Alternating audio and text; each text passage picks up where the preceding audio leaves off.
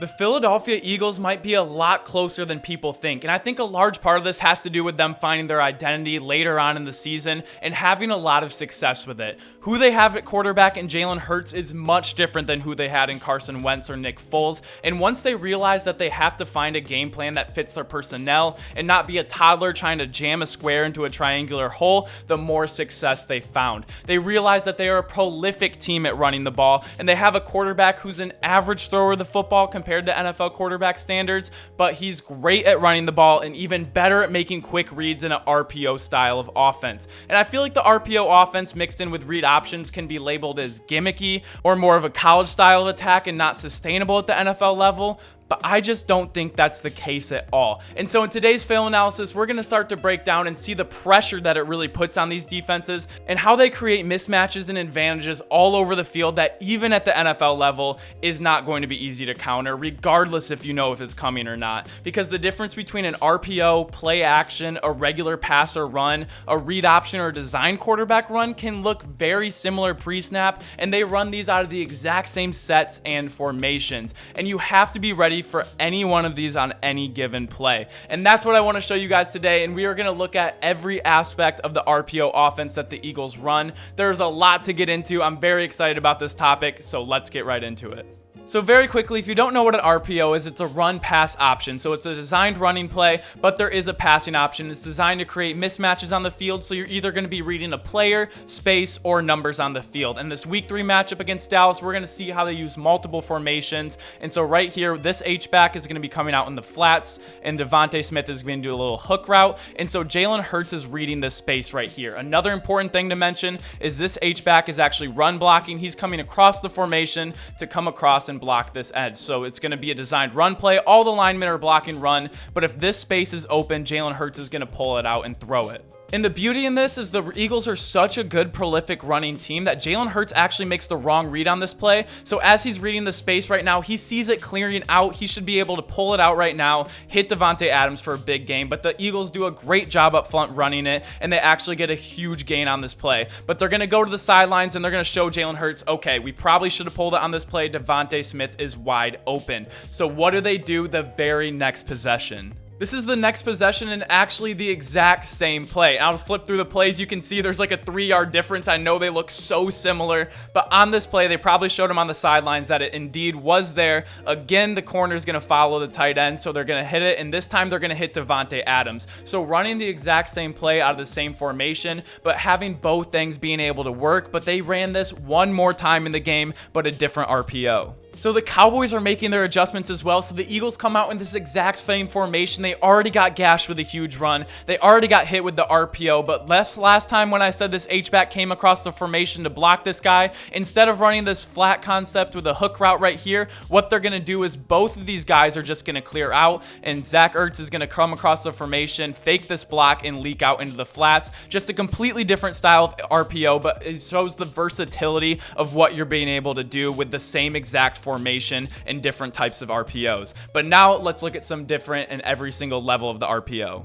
And so the first part of it, Jalen Hurts, he was reading spacing on it. So as the space opened up, he pulled it and he hit Davante Adams. Now he's going to be reading numbers. They're going to come with this double stacked look, and they're both going to be running just quick screens right here where this person's going to block. But now they see how the Chiefs are going to line up in this, and it's up to them. And they're going to go 3 over 2. So they have 3 defenders over 2 receivers, and the same thing over here, which creates a very light box of only 5 people. We have 5 blockers. So Jalen Hurts sees these numbers, and he's just going to be able to hand it off with a very light box, and they're going to be able to punch it in for the touchdown. But Washington probably saw this, and so they were prepared for it. So when they come out in this exact same look, at the top of your screen, we have 2 over 2, but right over here, we have 1 over 2. So immediately, this is going to be the same RPO, and he's not even going to fake the run. He knows he needs to get out there immediately. The line is still blocking run, but he knows he has the advantage out here. He's going to flip it out. They get to the 1-yard line and just making the easy read on this play. And the Eagles run this constantly on 3rd and short, 4th and short, and on the goal line when the defense is going to be super aggressive against the run. So we saw them, what it looks like when Jalen Hurts is reading spaces. We saw reading numbers, and now we're going to be reading players. And the person we're going to be reading on this play right here is this linebacker. So as we go in for the run, he's going to fake the handoff. He's reading him. If he drops back in coverage at all, then he's going to hand it off. But if he comes in hard to play the run, then at the top of your screen, we're going to have a flat and then a slant right here, a little pick or a rub route, depending on which side of the ball you want to look at. Knowing Devontae Smith can win this one-on-one matchup. So as soon as the ball snaps, you're going to see Jalen Hurts read the linebacker. As soon as he comes in for the run, he knows he's going to have man-to-man coverage. Trust Devontae Smith, trust the rub or the pick, whatever you want to call it, and get the easy score on this play.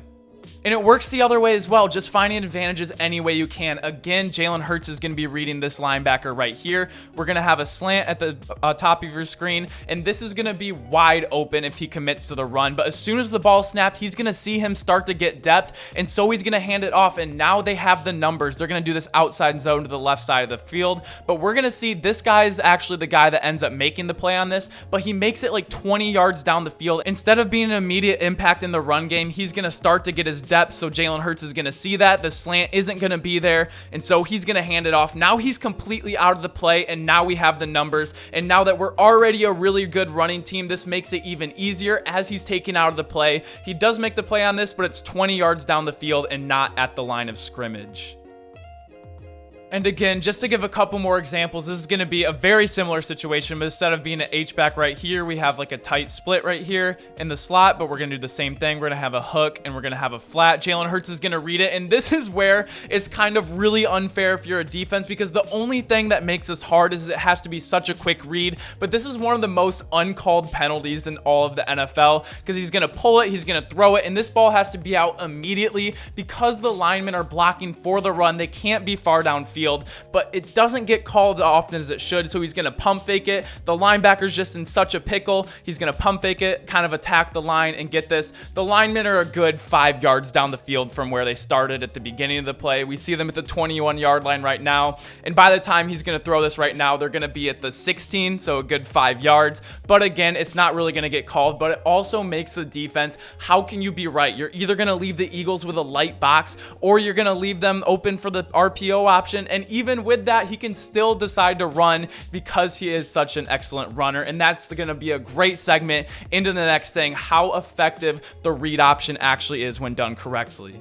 But now let's talk about the read option, the gimmicky college thing, but can actually create so many problems even at the NFL level, because you can create a lot of openings scheming the ball, and you can block people scheming the ball, but you can also not leave people blocked and completely take them out of the play, and that's exactly what the Eagles do with this guy right here. Everyone's going to wash down, and we're going to have this, and this guy's going to be completely unblocked. And when I do college film analysis looking for NFL prospects, when we see this DN going ahead and make tackles at the line of scrimmage, that is a huge plus. But he is stuck in no man's land because there is nobody out here to the side of him, and the threat of Jalen Hurts being able to take off the run, the Eagles can leave him unblocked, gain an advantage in numbers in the box, and this is going to be an easy touchdown against the Lions. He's completely out of the play, whereas if he was crashing down, he could probably go ahead and make a tackle on this, but this is just going to be practically a walk-in touchdown. And this is going to be a combination of the RPO and the read option, leaving this guy completely unblocked. And again, we're going to do this little stick route right here and a curl flat. So Jalen Hurts can either hand it off, he can take it on the read option and take it, or he can throw it down the field if he decides to do that quickly, leaving this guy unblocked, completely taking him out of the play and leaving him helpless. So Jalen Hurts is going to get the ball. He's going to be reading that defensive end while simultaneously reading the coverage on this play. And he sees that he's not going to be able to make a play on the running back, not being able to block him, create advantages somewhere else, and they're going to get a nice chunk on this play. But after this happens enough, what's going to happen at the perfect time is you are going to get gashed for a big play going the other way. And this is why you're able to leave this person unblocked. So we're leaving this guy unblocked, and he is screaming in here, and he's so excited. He's looking for that contract extension. He knows he's about to get a tackle for loss. Everything looks perfect, and everything seems as it's going to go perfect until Jalen Hurts is able to do this, just go completely the other way, making you look foolish and getting a huge gain on the ground. just constantly putting defensive ends and linebackers in really tough situations. And when you feel like you're in a really good position, the Eagles make sure that you are actually not. And these read option plays are highly adaptive too, because what if the defensive end doesn't have the outside run gap? What if it's the safety right here? Because this guy, he's going to be lined up head up on the tight end. So he's going to crash in. He's going to have the C gap. And in the run fits, we're going to have the safety having outside contain. So what do we do with this? This is a check call. Jalen Hurts already knows he's probably going to take this because this receiver's right here. He's going to come down. He's going to block hot. And Jalen Hurts is going to pull this and have a one-on-one chance with the corner. So even if you change it up, this play still works. And the Eagles run it so much and rep this a ton in practice that they've gotten so good at it. So we can read spaces, we can read players, we can read numbers, and you can also read what open spaces look like in terms of the field. Because what Jalen Hurts is reading right now is this run going to be there? Because right now we have a 2x2, but where are we going to get the most yards on this? This is going to be an inside zone. Washington looks like they have a pretty decent box. They have both things locked up pretty well. So what Jalen Hurts is going to be reading, and we can see this better from the end zone angle, is as he's about to hand this ball off, he's thinking in his head, okay, realistically, how many yards is this going to get? The Eagles are actually doing it okay, but this is so congested up front. The Eagles are getting a good push, but he doesn't necessarily love the numbers. So what he's going to do is pull it back because he says, I like my receiver one-on-one in open space if the guy can get his block, and that's exactly what he does. So he's going to pull it out, doesn't like it, flip it out to his receiver, get in open space where it's 2-on-2, let him go make a play, and he gets a huge chunk on this play. So what does this mean for the Eagles? And the Eagles had so much more success when they implemented this more into their game. I really think they found their identity as not a drop back, pass it 40 times a game type of team. They want to control the clock. They want to hit you with RPOs, and that's why they won 7 of their last 10 games after winning 2 out of their first 7 games. And the RPO is and read option is very effective on early downs when the run threat is more prevalent on first and second down, and games are won by staying ahead of the chains. And now they're going to be in third and shorts more often than not, and this is when we play winning football. Jalen Hurts had the most RPO play calls by 30, and he had 100 more RPO play calls than 10th on the list. And the RPO is becoming much more prevalent in today's NFL, and what this means is I see the old run play,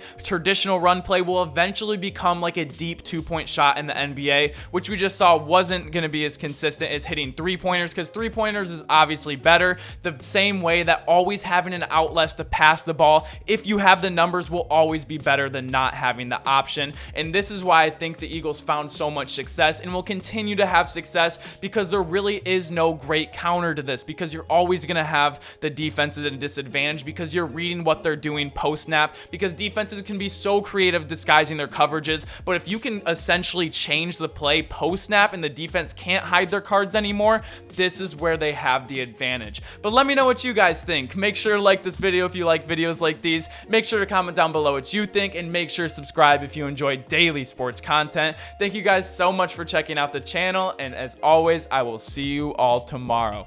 Peace.